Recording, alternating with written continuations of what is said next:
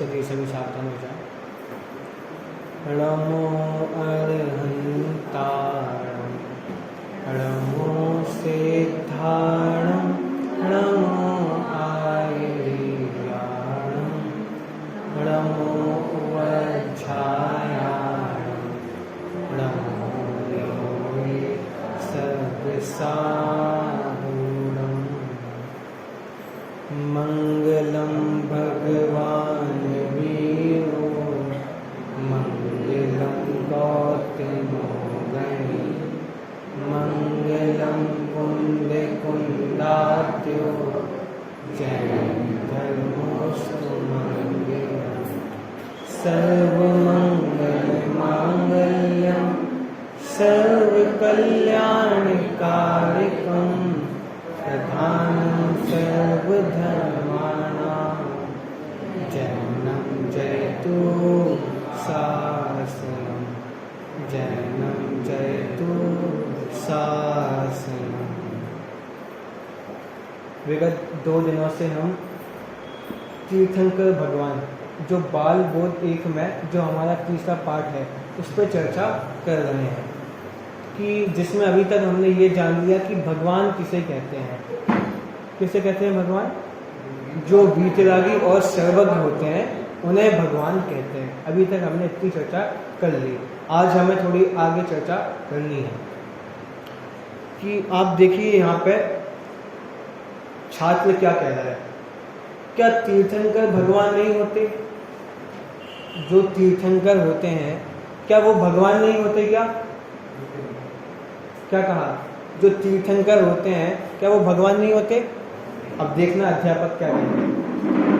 तीर्थंकर तो भगवान होते ही हैं, पर साथ ही जो तीर्थंकर ना हो पर वीतरागी और पूर्ण ज्ञानी हो वे अरहंत और सिद्ध भी भगवान कहलाते हैं। क्या कहा? मतलब क्या कि तीर्थंकर तो भगवान कहलाते ही हैं, लेकिन जो तीर्थंकर ना हो और सिर्फ वीतरागी और सर्वज्ञ हो वे सब भी भगवान हैं। बात समझ में आई कि तीर्थंकर को छोड़ के और जीव भी भगवान हो सकते हैं। सिर्फ ऐसा नहीं कि तीर्थंकर अकेले ही भगवान हो और बाकी जीव भी भगवान होते हैं। चलिए आगे, जो आज हमें विशेष चर्चा करनी है अब प्रारंभ करते हैं। छात्र, तो तीर्थंकर किसे कहते हैं? क्या अब हम सुन रहे हैं कि तीर्थंकर और भगवान अलग अलग हैं, तो ये तीर्थंकर कहते किसे हैं? चलिए अध्यापक क्या कहते हैं। जो धर्म तीर्थ, कोष्टक में देखना क्या लिखा है, मुक्ति का मार्ग का उपदेश देते हैं। पूरी एक बार परिभाषा पढ़ देता हूँ फिर अपन समझेंगे। जो धर्म तीर्थ मुक्ति का मार्ग का उपदेश देते हैं, समव शरण आदि विभूति से युक्त होते हैं और जिनको तीर्थंकर नाम का महापुण्य का उदय होता है उन्हें तीर्थंकर कहते हैं और वे 24 होते हैं। क्या कहा कि तीर्थंकर कहते किसे हैं? पहले पॉइंट में लिखा कि जो धर्म तीर्थ का उपदेश देते हैं। मतलब क्या? कि जो मुक्ति के मार्ग का उपदेश देते हैं कि हम कैसे सुखी हों इस बात का उपदेश देते हैं। कौन?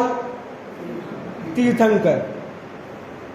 क्या कहा कि जो हम कैसे सुखी हों इसका उपदेश कौन देते हैं? तीर्थंकर देते हैं। आगे, समव शरण आदि विभूति से युक्त होते हैं। क्या कहा कि जो समव शरण आदि विभूति से जो युक्त होते हैं और जिनको तीर्थंकर नाम का महापुण्य का उदय होता है उन्हें तीर्थंकर कहते हैं। और किसका उदय होता है?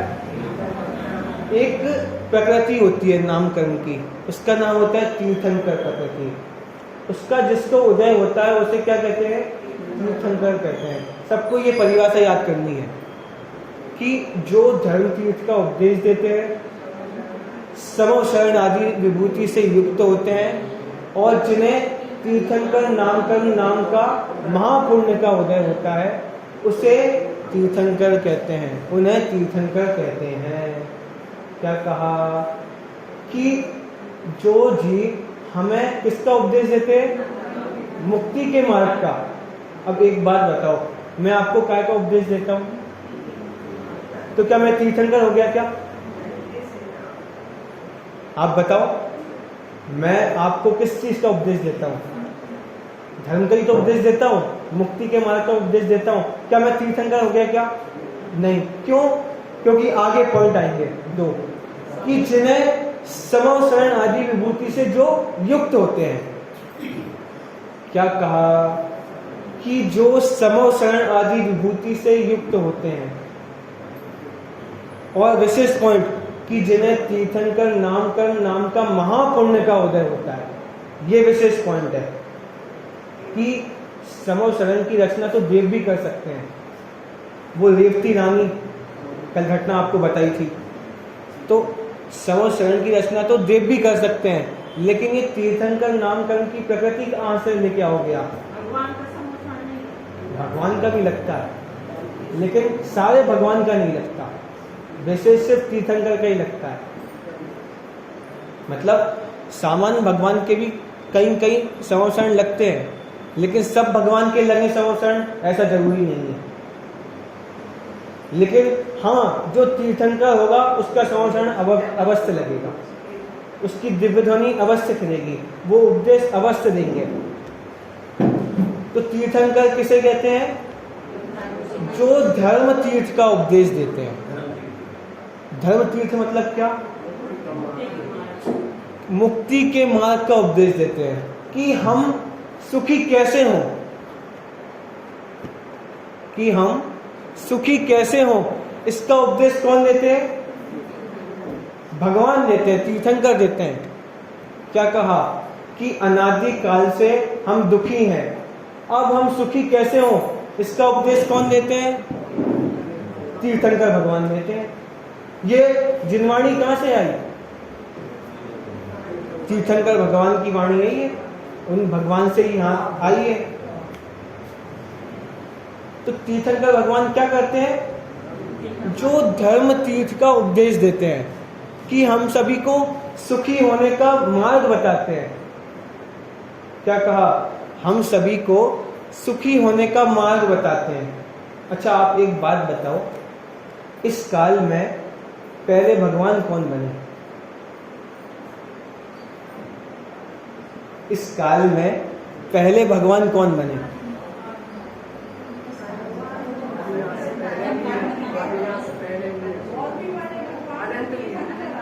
क्या? अब देखो, आवाज आइए कि अनंत वीर पहले भगवान बने। मैं बताऊं, सबसे पहले अगर भगवान बने तो आदिनाथ भगवान बने। क्यों? क्योंकि उनने केवल ज्ञान की प्राप्ति, वो वीतरागता की प्राप्ति सबसे पहले की इस काल में। वो तो मोक्ष में गए थे, तो भगवान तो पहले आदिनाथ भगवान बने ना। तो तीर्थंकर और भगवान के अलग होते हैं क्या?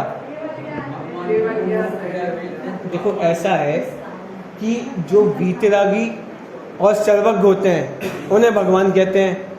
तो इस काल में वीतरागता और सर्वज्ञता सबसे पहले किसने प्राप्त की? पक्का आदिनाथ भगवान ने की। तो सबसे पहले भगवान कौन बने? थोड़ा बात समझ में आ रही है? अब हमें लगता है कि अनंत वीर पहले भगवान बने, वो सिर्फ मोक्ष में पहले गए हैं, उनने सिद्ध सलाह में वो पहले गए हैं। पहले भगवान तो इस काल में आदिनाथ भगवान बने। क्यों? क्योंकि उनने वीतरागता पहले की, उनने केवल ज्ञान सबसे पहले किया। अब हमने कल परिभाषा पढ़ी थी कि जो वीतरागी और सर्वज्ञ होते हैं उन्हें भगवान कहते हैं। तो इस काल में वीतरागता किसने पहले प्राप्त की? बात समझ में आई? मतलब भगवान पहले कौन बने? आदिनाथ भगवान। हाँ, मोक्ष में पहले अनंत वीर गए। क्या कहा? मोक्ष में पहले अनंत वीर गए। और बताऊं, आदिनाथ भगवान से पहले इस काल में असंख्यात जीव मोक्ष में चले गए। कितने जीव? असंख्यात जीव मोक्ष में चले गए। किससे पहले? कि जो पहले भगवान बन चुके, उनसे पहले असंख्यात जीव मोक्ष में चले गए। तो क्या कहा? क्योंकि अनंत और सिर्फ एक ही समान होते हैं, उनमें कोई अंतर नहीं है। क्यों? क्योंकि दोनों वीतरागी और सर्वज्ञ हो चुके। दोनों वीतरागी और सर्वज्ञ हो चुके। लेकिन हाँ, कि पहले इस काल में आदिनाथ भगवान हुए, उनने ये मुक्ति का मार्ग बताया, उनने ये उपदेश दिया, तब वो सब भगवान बने। अगर आदिनाथ भगवान नहीं होते तो कोई भगवान नहीं बन पाता। अगर आदिनाथ भगवान नहीं होते, उन्हें केवल ज्ञान की प्राप्ति नहीं हुई होती, तो ये उपदेश कहां से आता? मुनि अवस्था में तो उन्होंने किसी को उपदेश दिया ही नहीं। तो वो केवल ज्ञान होने के बाद जब भगवान की दिव्य ध्वनि खिली, तब ये मोक्ष मार्ग का उपदेश दिया, तब सुखी होने का उपदेश दिया। किसने? आदिनाथ भगवान ने। तब वो असंख्यात जीव पहले मोक्ष में चले गए। तो तीर्थंकर भगवान क्या करते हैं? धर्म तीर्थ का उपदेश देते हैं। कौन? तीर्थंकर भगवान, कि जो धर्म तीर्थ का उपदेश देते हैं। और क्या? समो शरण आदि विभूति से युक्त होते हैं। कौन? तीर्थंकर। और क्या? कि जिन्हें तीर्थंकर नामकरण नाम का महापुण्य का उदय होता है। इसका तीर्थंकर एक प्रकृति होती है, उसका महापुण्य का जिसको उदय होता है, उसे क्या कहते हैं?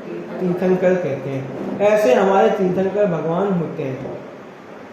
अब आप इन तीर्थंकर भगवान में और सामान्य भगवान में बहुत सारे अंतर बता सकते हो आप लोग।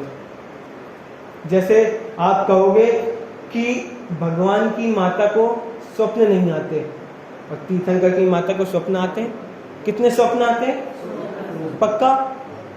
कब आते हैं 16 सपने? गर्भ में आने से पहले 6 माह पहले वो 16 सपने आते हैं। किसको? तीर्थंकर की माता को।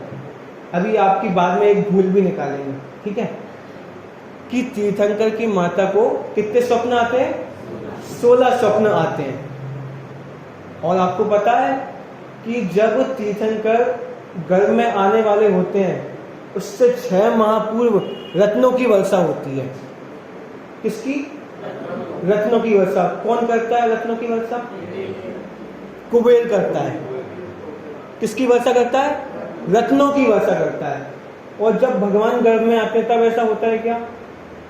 सामान्य भगवान आते हैं, या कोई कहे कि भरत चक्रवर्ती जब गर्भ में आए, या बाहुबली जब गर्भ में आए, तब ऐसा कुछ हुआ क्या? नहीं हुआ। लेकिन जब आदिनाथ भगवान आए तब, जब शीतलनाथ भगवान आए तब ऐसा हुआ। क्यों?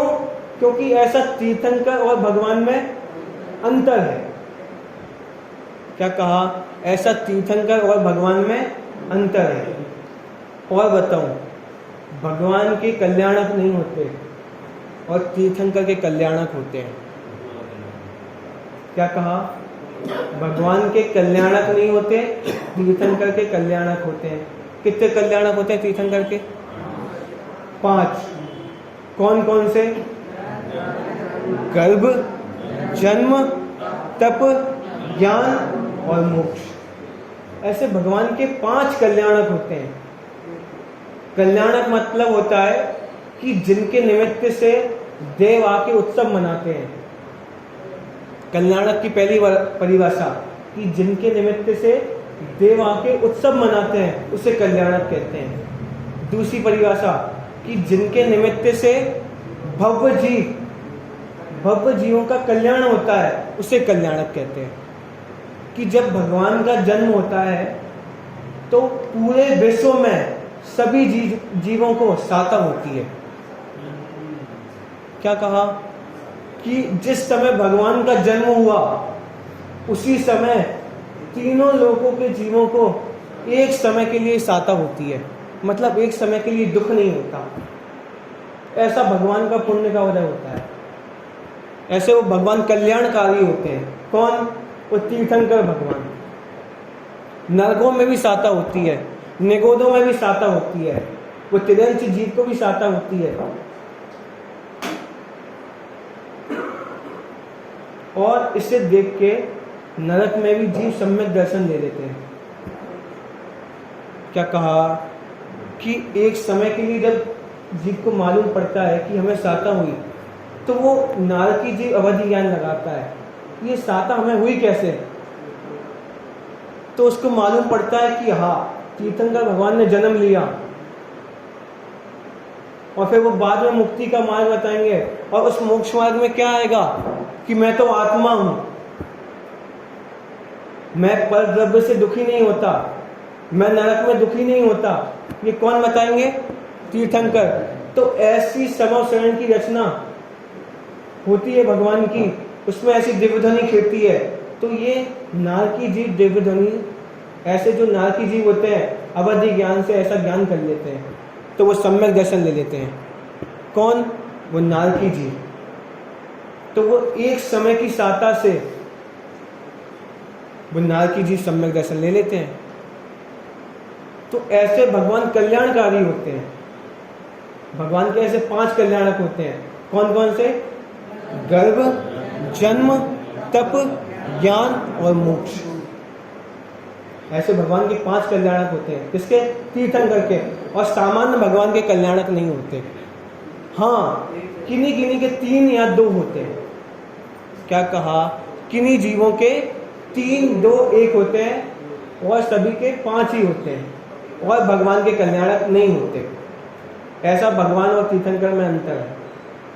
और क्या अंतर है भगवान तीर्थंकर में? कि हाँ, सारे भगवान का समवशरण नहीं लगता, लेकिन तीर्थंकर का समवशरण लगता है। क्या कहा? सारे भगवान का समवशरण नहीं लगता, लेकिन तीर्थंकर भगवान का समवशरण लगता है। तीर्थंकर की दिव्यध्वनि खिड़ती है, लेकिन सारे भगवान की दिव्यध्वनि नहीं खिड़ती। जरूरी नहीं कि सारे भगवान उपदेश दें, कोई कोई देते हैं। हाँ, कहीं कहीं का आया है, लेकिन सारे भगवान ने दिया हो ऐसा जरूरी नहीं है। सारे भगवान उपदेश नहीं देते, हाँ, लेकिन नियम से तीर्थंकर उपदेश देते हैं।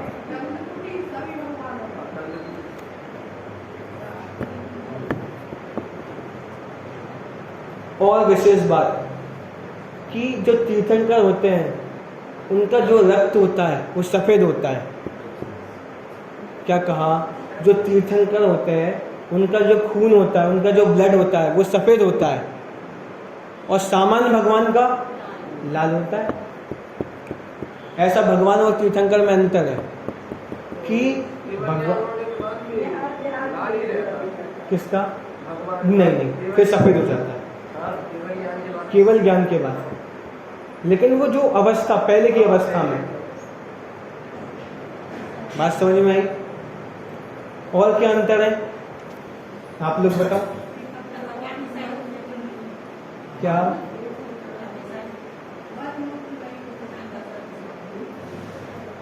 अब 18,200 से रहित होते हैं। अब इसकी बात ही अपन बाद में करेंगे थोड़ी। और क्या अंतर होते हैं तीर्थंकर और भगवान में?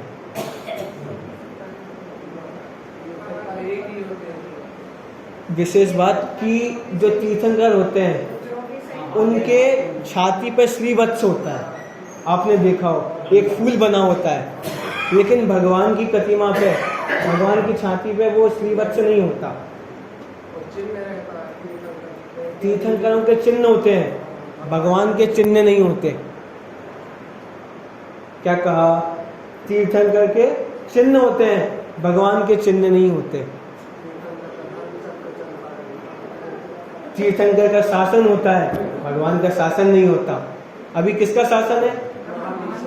माही भगवान का शासन है, भगवान का शासन नहीं होता, सिर्फ तीर्थंकरों का शासन होता है।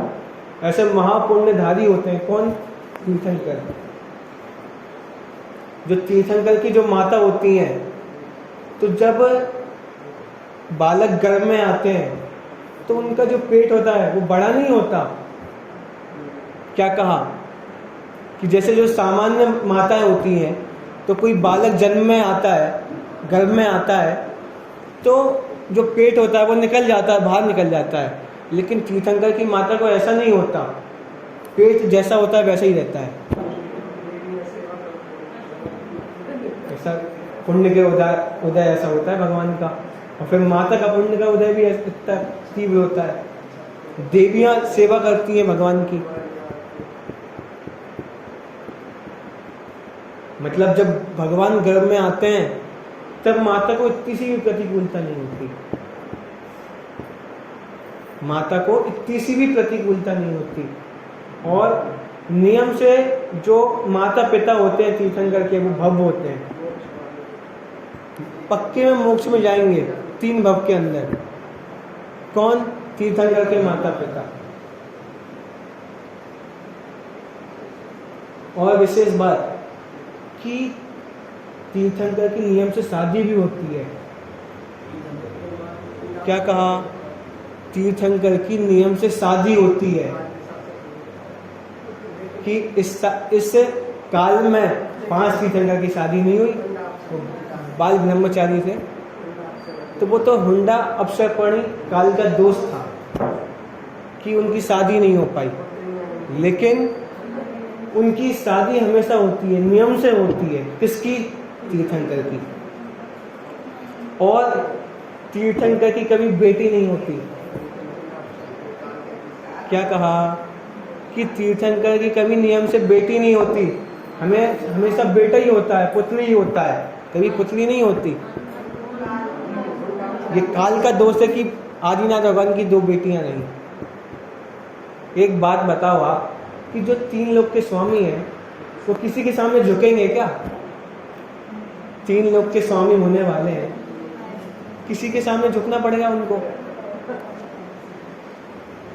तो इतना प्रभाव तो इस काल में भी रहा कि उनको झुकना नहीं पड़ा। क्यों? क्योंकि उनकी दोनों बेटी आदिकाल रही। उनने दोनों ने शादी नहीं की, आदिनाथ भगवान की बेटियों ने। दोनों ब्रह्मचारी नहीं, आदिकाल रही। इतना पुण्य का उदय होता है तीर्थंकरों का। नियम से उनकी शादी होती है। बात समझ में आई? तो ऐसा तीर्थंकर भगवान होते हैं। और क्या अंतर है इनमें? मतलब 50 अंतर निकल सकते हैं भगवान और तीर्थंकर में। अब देखो कि तीर्थंकर की सेवा असंख्यात देव करते हैं। क्या कहा? कि तीर्थंकर की सेवा असंख्यात देव करते हैं और भगवान की सेवा नहीं करते कोई। ऐसे पुण्यशाली होते हैं तीर्थंकर। तो ऐसा तीर्थंकर और भगवान में अंतर है। अब विशेष बात सुनने लायक है कि जो तीर्थंकर होते हैं वो तीर्थंकर बनते कब हैं? क्या कहा? तीर्थंकर बनते कब हैं? कि जब तीर्थंकर भगवान बनते हैं तब तीर्थंकर बनते हैं। हाँ बिल्कुल, कि जब तीर्थंकर जब भगवान बनते हैं, जब वीतरागी सर्वज्ञ होते हैं, तब तीर्थंकर बनते हैं। कि जो बालक का जन्म हुआ वो तीर्थंकर नहीं है। क्या कहा? कि जो गर्भ में बालक आया वो तीर्थंकर का जीव नहीं है। तीर्थंकर कब बनेगा? जब वो भगवान बन जाएगा। जो तप कल्याणक हुआ वो कौन है? वो सिर्फ मुनिराज है, वो तीर्थंकर नहीं है। जिनको सुमेरु पर ले जाया गया है वो कौन है? वो सिर्फ बालक तीर्थंकर नहीं, बालक। वो तो व्यवहार में कहते हैं ऐसा, नैगम भावी नैगम ऐसे कहते हैं कि वो भविष्य में तीर्थंकर होंगे, कि भविष्य में वो तीर्थंकर होंगे, धर्म तीर्थ का उपदेश देंगे, इसलिए उन्हें तीर्थंकर कहते हैं। भावी नैगम ऐसे कि वो भविष्य में होंगे, इसलिए उन्हें तीर्थंकर कहते हैं। लेकिन वो तीर्थंकर नहीं है। तीर्थंकर कब होंगे? वो 13वें गुणस्थान में होंगे। जब वो भगवान बन जाएंगे तब वो तीर्थंकर होंगे। जैसे कोई पीएम बने कि हमारे देश में वोटिंग हो जाए और निर्णय भी आ जाए कि ये जो जीव है, ये जो व्यक्ति है वो जीत गया चुनाव और ये पीएम बनने वाला है, लेकिन जब तक उसने शपथ नहीं ली तब तक वो पीएम नहीं है। लेकिन उसके साथ व्यवहार कैसा होगा? पीएम जैसा होगा कि ये हमारे प्रधानमंत्री हैं। तो ऐसे ही जो तीर्थंकर होने वाले हैं, तो उनके साथ तीर्थंकरों जैसा व्यवहार होता है। क्या कहा? कि उनके साथ तीर्थंकरों जैसा व्यवहार होता है, कि जन्म से ही असंख्यात देव उनकी सेवा करते हैं, उनके जीवन में प्रतिकूलता नहीं आती, इतना उनका पुण्य का उदय होता है। ऐसे पुण्यधारी, ऐसे महापुण्य के धारक कौन होते हैं? तीर्थंकर होते हैं। और तीर्थंकर वो कब कहलाते हैं? भगवान बन जाते हैं। जब वो भगवान बन जाते हैं तब वो तीर्थंकर कहलाते हैं। तब इस नामकरण की, जो तीर्थंकर नामकरण की जो प्रकृति है, तब उसका उदय आता है कि जब वो भगवान बन जाते हैं तब इस नामकरण की प्रकृति का उदय आता है। कौन सी? तीर्थंकर नामकरण की प्रकृति का उदय आता है। तब वो संवत्सरण की रचना होती है, तब भगवान की दिव्यध्वनि खिलती है। और भगवान की दिव्यध्वनि भी कब खिलती है? कि जब गणधर होते हैं तब खिलती है। अगर गणधर की उपस्थिति ना हो तो भगवान की दिव्यध्वनि नहीं खिलती। क्या कहा? कि गणधर की उपस्थिति ना हो तो भगवान की दिव्यध्वनि नहीं खिलती। इस काल में ऐसा भी दोष हो गया कि 66 दिन तक भगवान की दिव्यध्वनि नहीं खिली और संवत्सरण लगा रहा। मतलब भगवान का संवत्सरण लगा है और भगवान की दिव्यध्वनि नहीं खिल रही। क्यों नहीं खिली? क्योंकि गणधर नहीं थे। मतलब आप कल्पना करो कि आप 66 दिन तक यहाँ पे आओ और आप सब यहाँ पे डेली बैठो और मैं भी यहाँ पे आऊँ और मैं भी डेली बैठूँ और मैं 66 दिन तक कुछ ना बोलूँ, और आप 1 घंटे तक ऐसे ही बैठे रहो और मैं भी 1 घंटे तक ऐसे ही बैठे रहूँ और मैं चले जाऊँ। तो आप 67वें दिन यहाँ पे आओगे कि नहीं आओगे? बात समझ में आई? लेकिन भव्य जीव जो थे वो डेली वहां पे गए कि एक ना एक दिन वाणी खिलेगी।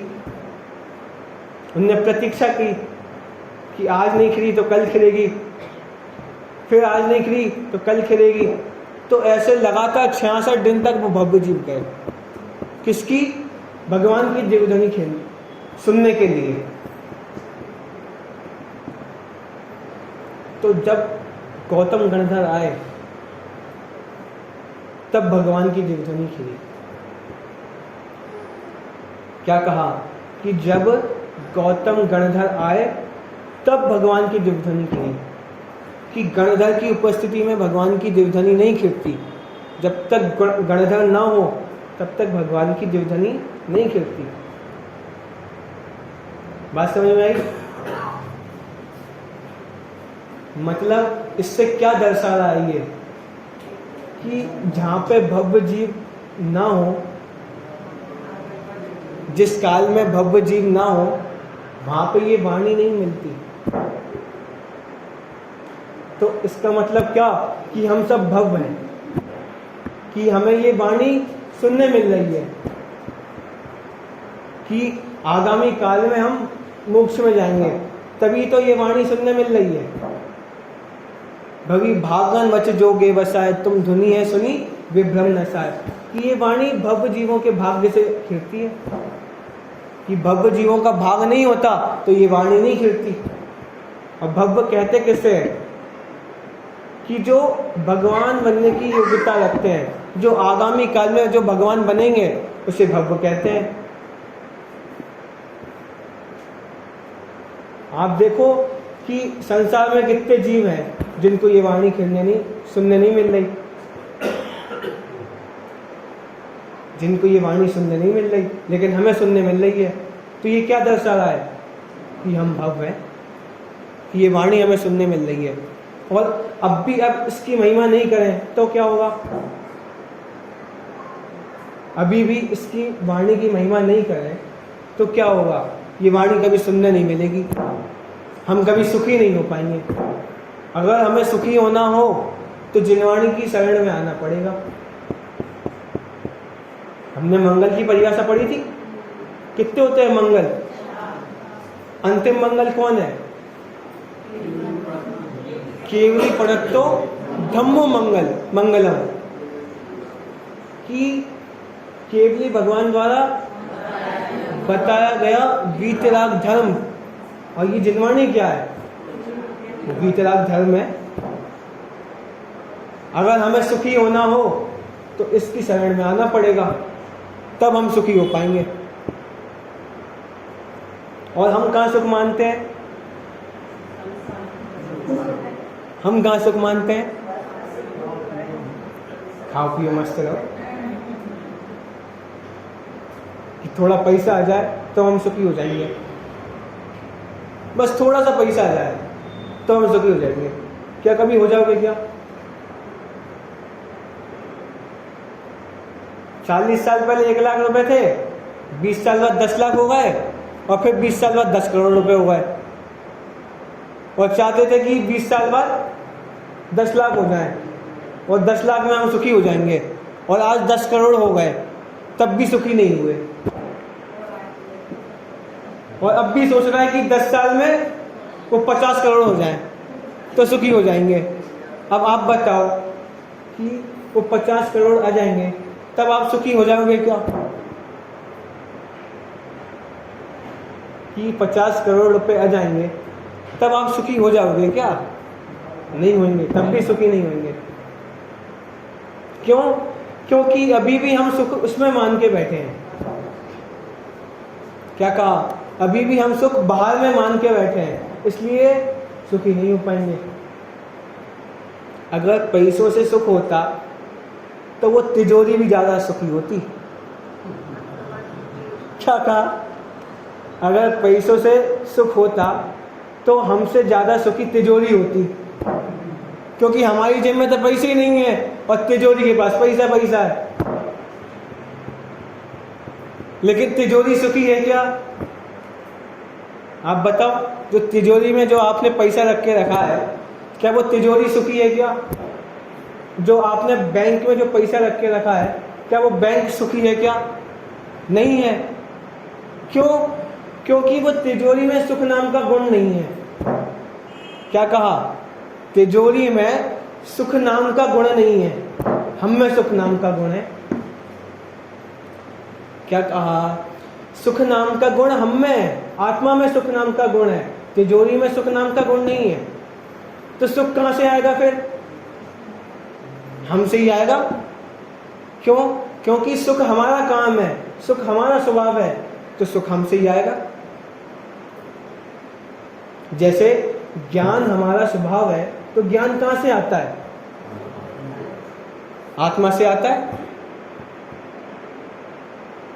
आंख से ज्ञान आता है क्या?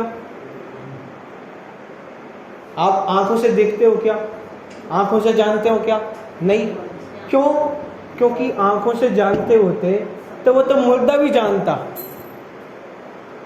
क्या कहा? अगर हम आंखों से जानते होते तो मुर्दा भी जान लेता, लेकिन आंखों से नहीं जाना जाता, ज्ञान से जाना जाता है।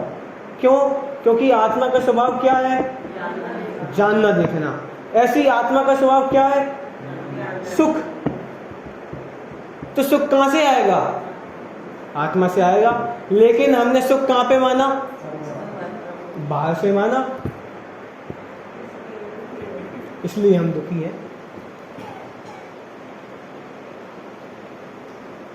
हम अपने बेटे बहू में अपना सुख मानते हैं, इसलिए दुखी होते हैं। और जीवन भर उनने हमें दुखी किया है। किसने? बेटे बहू ने। कभी सुखी नहीं किया।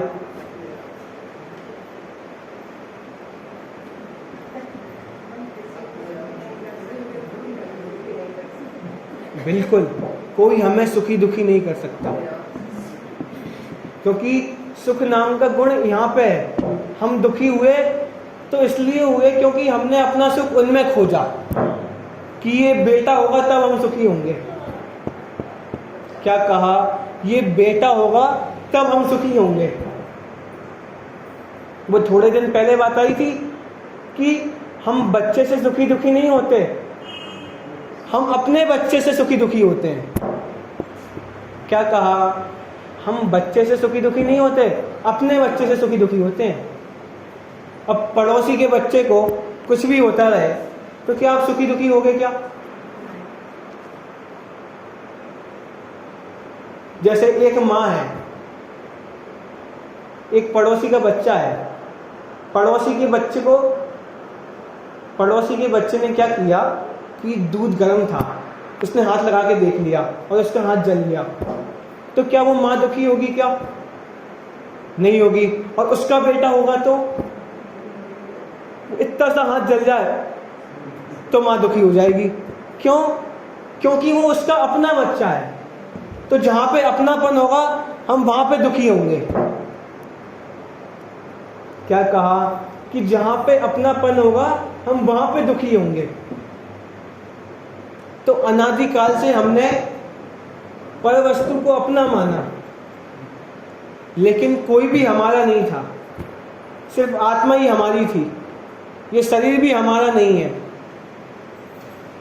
क्या कहा? ये शरीर भी हमारा नहीं है, थोड़े सालों में चले जाएगा, लेकिन हम इसकी समाज में लगे रहते हैं, दिन भर 24 घंटे इसकी देखभाल में लगे रहते हैं, अपनी तो खबर नहीं।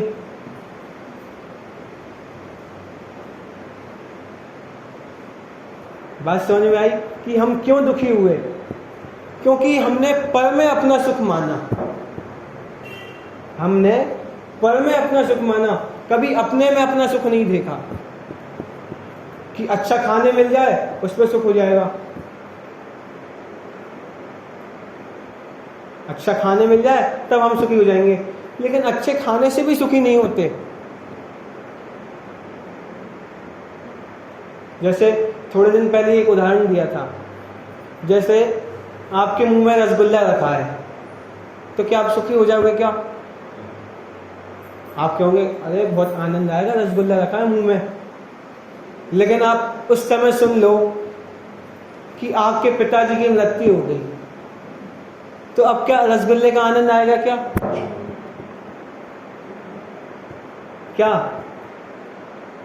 जिस समय आपके मुंह के अंदर रसगुल्ला रखा है उसी समय आपने सुन लिया कि हमारे पिता की मृत्यु हो गई, अब क्या उस रसगुल्ले का आनंद आएगा क्या? हाँ, भले ही आप रसगुल्ला अंदर कर लोगे, लेकिन उस रसगुल्ले का आनंद नहीं आएगा। क्यों? क्योंकि रसगुल्ले में सुख नहीं है, सुख हम में है। हम अपनी ज्ञान की कल्पना से सुखी दुखी होते हैं कि हम उसमें सुख मानते हैं, इसलिए हमें लगता है कि इसमें सुख है, लेकिन वास्तव में सुख नहीं है। क्या कहा? कि हम ऐसा मान लेते हैं इसमें सुख है, तो हमें लगता है कि हम इससे सुखी हो जाएंगे, तो हमें लगता है कि ये सुख का कारण है। जैसे वो कुत्ता होता है, वो हड्डी चबाता है और समझता है कि मैं उससे सुखी हो जाऊंगा, लेकिन वो अपना जबड़ा चबाता है और उसको वो खून का स्वाद आता है और समझ रहा है कि मैं सुखी हो गया, आनंद आ रहा है मुझे, लेकिन कितनी प्रतिकूलता हो रही है। तो बात समझ में आ रही है कि हम अपने अपनापन, पर में अपनापन करके दुखी होते हैं, पर में सुख मान के दुखी होते हैं। अनादिकाल से हमने पर में सुख माना, इसलिए दुखी हुए, और सुख हम में था। कभी ये विचार नहीं किया कि सुख हम में है, कभी ये निर्णय नहीं किया कि सुख हम में है, हमारी आत्मा में ही हमारा सुख है, ये कभी निर्णय नहीं किया, तो इसलिए हम दुखी हुए। तो ऐसा कौन बताते हैं? ऐसा ये भगवान बताते हैं, ऐसा ये तीर्थंकर बताते हैं। तो वे तीर्थंकर कितने होते हैं? 24 होते हैं। कि तीर्थंकर कितने होते हैं? प्रत्येक काल में 24 तीर्थंकर होते हैं। ठीक है, चलिए छात्र क्या बोल रहा है, कृपया 24 के नाम बताइए। आप सभी जानते हैं, बचपन से इनके नाम सुन रहे हैं, एक बार पढ़ देता हूं मैं कौन कौन से हैं। पहले ऋषभदेव, दूसरे अजितनाथ, तीसरे संभवनाथ, चौथे अभिनंदन नाथ, पांचवे सुमतिनाथ, छठवें पद्म प्रभ, प्रभु नहीं पद्म प्रभ, सातवें सुपार्शनाथ, आठवें चंद्र प्रभ, प्रभु नहीं क्या चंद्र प्रभ, नौवें पुष्पदन जिनका दूसरा नाम है सुविधिनाथ, 10वें शीतलनाथ, 11वें श्रेयांसनाथ, 12वें वासुपूज क्या वासुपूज, 13वें विमलनाथ, 14वें अनंतनाथ, 15वें धर्मनाथ, 16वें शांतिनाथ, 17वें कुंथुनाथ, 18वें अरनाथ, अरनाथ, 19वें मल्लीनाथ, मल्ली नहीं मल्लीनाथ, 20वें मुनिशुव्रत, 21वें नमीनाथ, 22वें नैमीनाथ, 23वें पार्शनाथ, 24वें महावीर। ऐसे हमारे इस काल में 24 तीर्थंकर हुए हैं। चलिए अब छात्र क्या कह रहा है, इनका तो याद रहना कठिन है कि ये 24 नाम जब पहला बच्चा पहली बार सुने कि इतने सारे नाम हम कैसे याद करेंगे। तो अध्यापक कह रहा है कि कोई कठिन नहीं है, हम तुम्हें एक छंद सुनाते हैं, उसे याद कर लेना, फिर याद रखने में सरलता होगी। अब देखना छंद क्या है। ऋषभ अजित संभव अभिनंदन, सुमति पदम सुपार्श्व जिन राय, चंद्र पहुप शीतल श्रेयांस जिन, वासु पूज्य पूजित सुर राय, विमल अनंत धर्म जस उज्ज्वल, शांति कुंठ कर मल्ली मनाय, मुनि सोरत नमि नैमि पासु प्रभु, वर्धमान पद पुष्प चढ़ाए। कि अगर हमें अपने बच्चों को ये 24 नाम याद करवाने हैं तो इस छंद के माध्यम से हम अपने बच्चों को ये नाम याद करवा सकते हैं कि ये छंद बहुत सरल है कि सबको ये याद हो सकता है।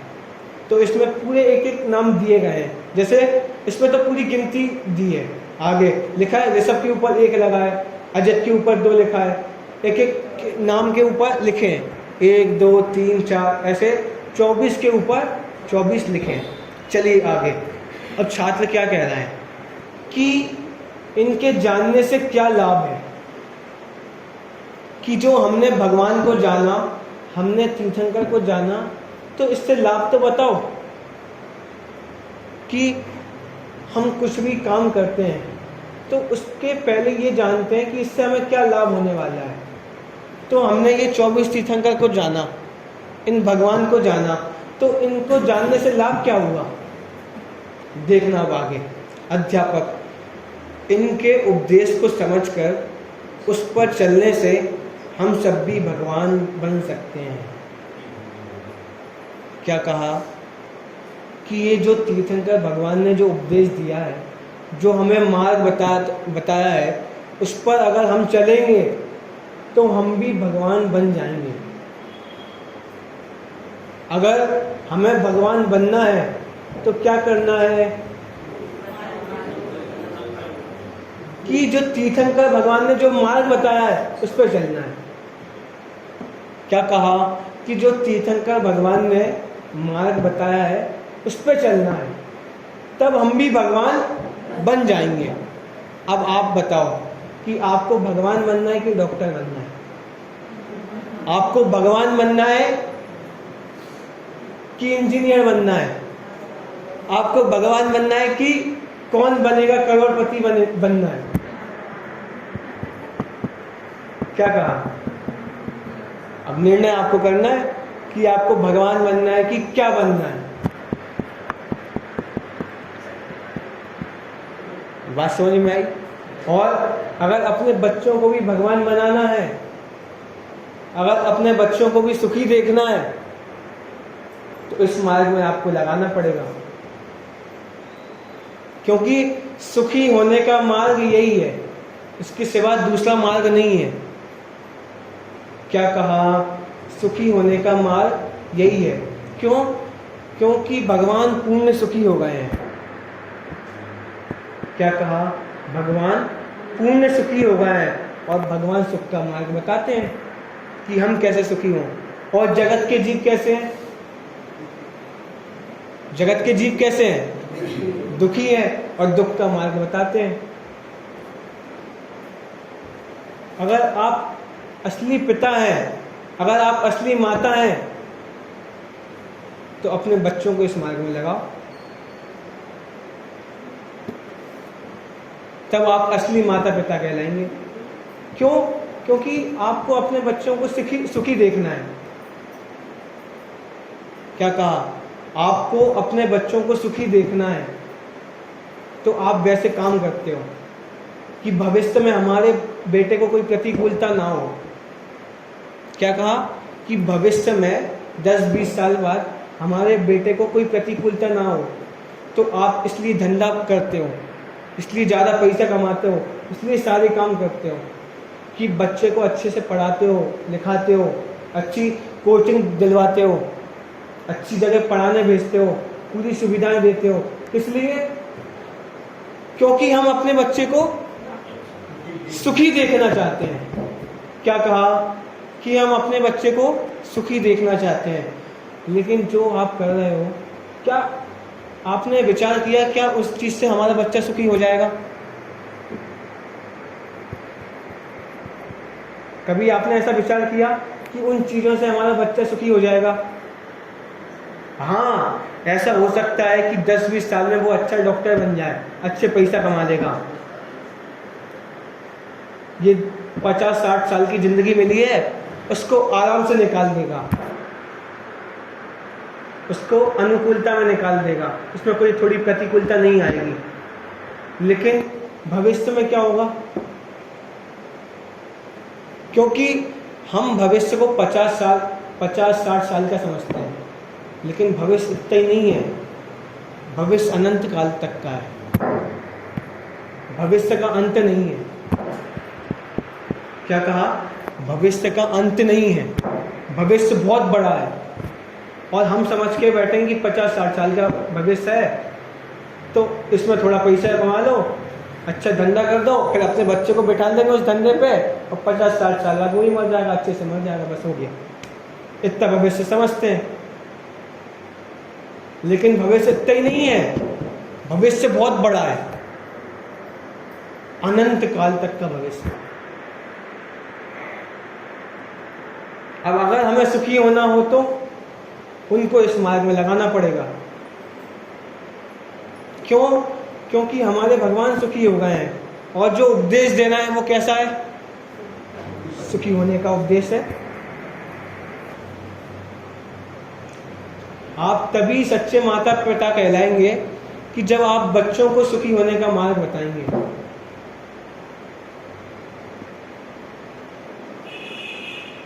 बात समझ में आई?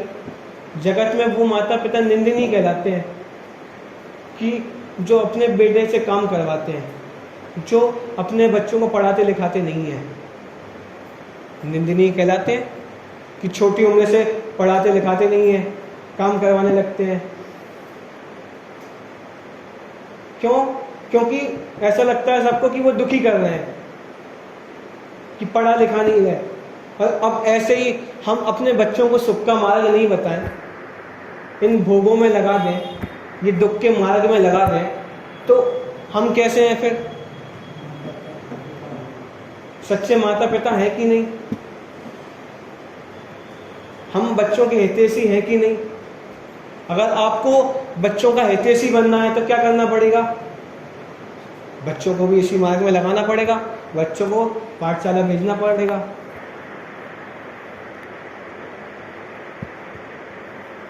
हम बच्चों को डेली कोचिंग छोड़ने जा सकते हैं गाड़ी से, लेकिन हफ्ते में एक दिन के लिए पाठशाला ले जा नहीं सकते गाड़ी से। अब कितने माता पिता ऐसे हैं कि डेली छोड़ने जाएंगे बच्चों को, लेने जाएंगे, स्कूल भी जाएंगे, कोचिंग भी छोड़ने लेने जाएंगे, लेकिन 1 घंटे की पाठशाला लेके नहीं जाएंगे। वो सुख के मार्ग से दूर रखेंगे। क्यों? क्योंकि ये भी सुखी नहीं होना चाहते और अपने बच्चों को भी सुखी नहीं देखना चाहते। तो वो सच्चे हितैषी नहीं है। तो अगर हमें अपने बच्चों को सुखी देखना है, अगर हमें सुखी होना है, तो इस मार्ग में लगना पड़ेगा। ये जिनवाणी सुननी पड़ेगी कि भगवान कैसे सुखी हुए और हम कैसे सुखी होंगे। चलिए आज के प्रवचन यहीं समाप्त होते हैं।